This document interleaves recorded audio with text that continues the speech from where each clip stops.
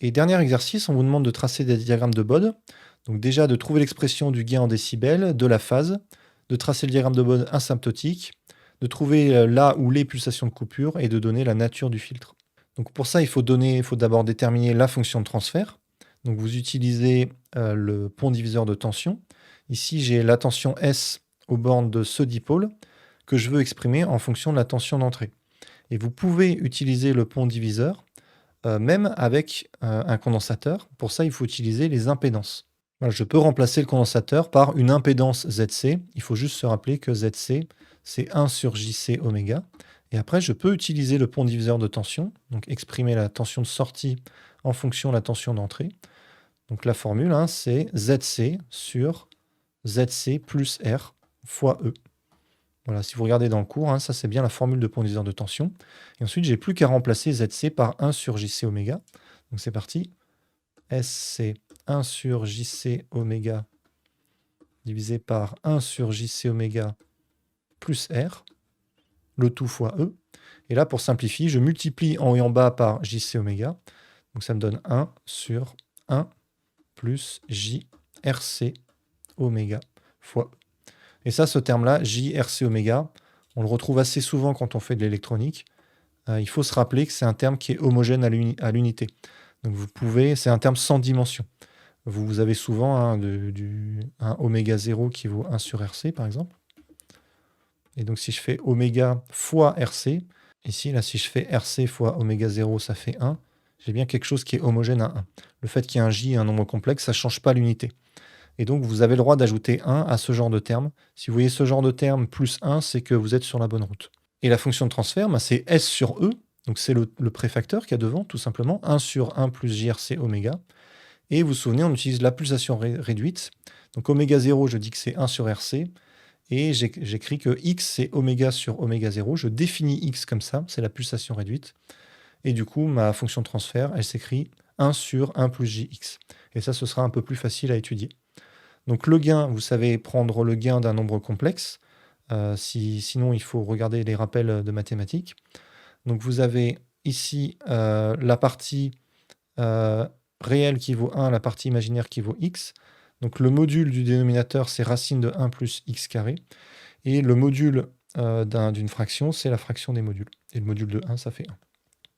Et ensuite, je veux GDB, donc 20 log de ça, et 20 log de 1 sur racine de 1 plus jx. Donc GDB, c'est 20 log de g, donc qui vaut 1 sur racine de 1 plus x carré. La racine, c'est la puissance 1,5, donc 1 sur la racine, c'est puissance moins 1,5. Et vous savez, log de y puissance n, c'est n log de y. Et donc ici, j'ai le 1 plus x carré puissance moins 1,5, je peux l'écrire là. 1 plus x carré puissance moins 1,5. Voilà ce qu'il y a dans le log. Et donc le moins 1,5, je peux le sortir devant.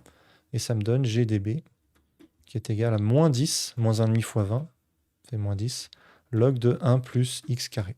Donc voilà ce que je trouve pour le gain en décibels. Et ensuite pour la phase, vous vous rappelez, la phase, c'est l'argument de h bar, de la fonction de transfert, et l'argument de a sur b, c'est un peu comme le log, c'est argument de a moins argument de b. Et l'argument, c'est l'angle que fait la fixe avec l'axe des réels. Donc voilà, je dois calculer l'argument de h bar. Déjà, attention, c'est l'argument de h bar et pas l'argument de g. Ne prenez pas le module avant de prendre l'argument, ça n'a aucun sens. Donc revenez bien au nombre complexe de départ. Et on a vu que l'argument de a sur b, c'est l'argument de a moins l'argument de b. Donc ici, argument de 1 moins argument de 1 plus jx. Et quand vous avez des nombres assez simples, ici, l'argument, vous tracez le plan complexe. Donc partie imaginaire en ordonnée, partie réelle en abscisse. Vous placez le point associé à l'affixe complexe, associé au nombre complexe. Donc 1, c'est ici. Et vous regardez quel est l'angle. Donc si vous avez un point 1 plus jx, voilà, si ça c'est x, 1 plus jx, vous allez le mettre là. Regardez l'angle. Ça, c'est l'argument de 1 plus jx. L'argument de 1, vous voyez, vu qu'il est sur l'axe réel, ça vaut 0. Et donc, ce qui m'intéresse, c'est cet angle-là. Et je peux calculer la tangente de cet angle. Voilà, l'angle θ, il est comme ça. Je sais que cette hauteur, c'est x. Cette longueur, c'est 1. Donc la tangente de θ, c'est côté opposé sur adjacent x sur 1. Donc ça fait x. Et donc θ, c'est arctangente de x. Arctangente de x. Et c'est ce que je cherche, hein, c'est cet argument-là. L'argument de ça, c'est arctangente de x. Et il y a un moins devant qu'il ne faut pas oublier. Donc je trouve une phase qui vaut moins arctangente de x. Vous vous souvenez, il faut vérifier que la partie réelle est positive, sinon il faut rajouter un plus pi devant. Là, c'est bien le cas, la partie réelle, c'est plus 1, c'est bien positif.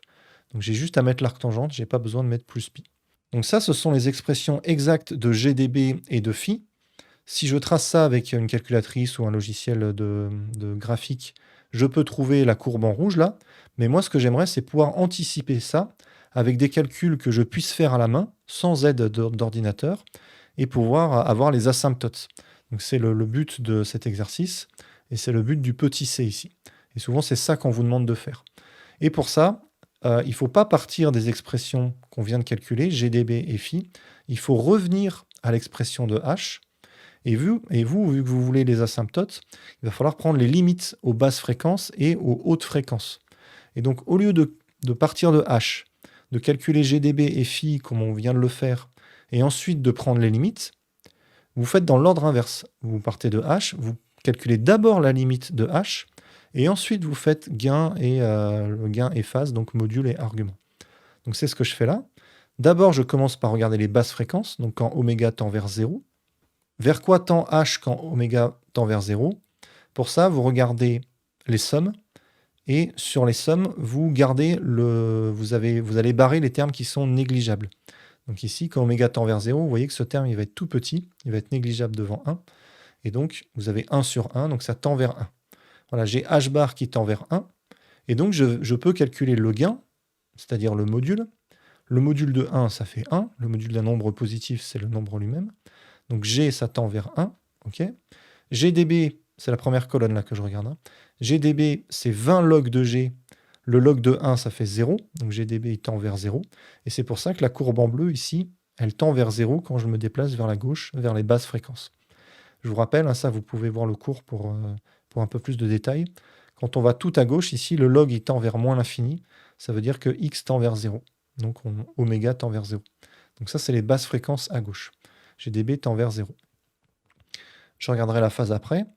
En plus l'infini, en haute fréquence, là c'est l'inverse. Vous voyez, oméga il va devenir très très grand. Et donc ce terme-là, en module, il va être très grand devant 1. Techniquement, on ne peut pas comparer un nombre imaginaire à un nombre réel. Donc on compare les modules. Ici, un RC oméga est très grand devant 1. Donc vous barrez le 1. Évidemment, vous ne barrez pas celui d'en haut parce qu'il n'y a pas de somme. Vous ne négligez les termes que devant un autre terme. Donc il faut qu'il y ait une somme. Donc là, cette fois-ci, ça fait 1 sur J RC oméga ou 1 sur JX. Le gain 1 sur J, c'est de module 1. Je vous rappelle, on peut l'écrire sous forme un peu plus proche de ce qu'on fait en mathématiques. C'est le nombre qu'on appelle I. I, c'est exponentielle I pi sur 2. Donc sur le cercle trigo, c'est le point qui est ici, avec un angle pi sur 2 comme ça. 1 sur I, c'est l'inverse de ça. Et vous savez, l'inverse d'une exponentielle, vous pouvez prendre exponentielle de moins l'angle, moins l'argument. Pourquoi? Parce que si je multiplie les deux, j'ai bien exponentielle de z fois exponentielle de moins z. Si je multiplie ces deux choses-là, ça fait exponentielle de z moins z. Ça, c'est le fait que l'exponentielle d'une somme, c'est le produit des exponentielles. Ça fait exponentielle de 0, ça fait 1. Et quand vous multipliez deux nombres et que le résultat vaut 1, c'est qu'ils sont inverses l'un de l'autre. Donc l'inverse de l'exponentielle, c'est l'exponentielle de moins z. Mais ça, c'est ici. Et donc, exponentielle moins i pi sur 2, hop, c'est un angle de moins pi sur 2. Et donc l'argument de i, ça vaut pi sur 2. C'est cet angle-là. Et l'argument de 1 sur i, ou 1 sur j, on note ça 1 sur j en électronique, c'est moins pi sur 2.